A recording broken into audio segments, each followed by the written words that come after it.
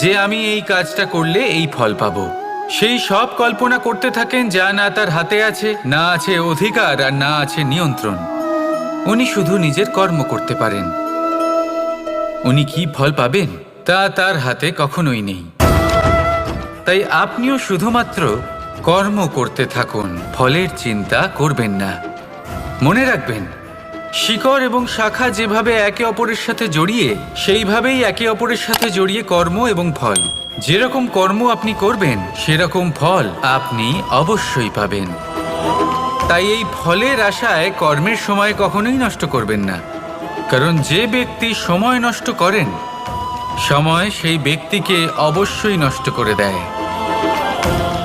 কর্ম করুন নিঃস্বার্থভাবে, ফলের চিন্তা করবেন না, আর আমার সাথে ভালোবেসে বলুন রাধা রাধা।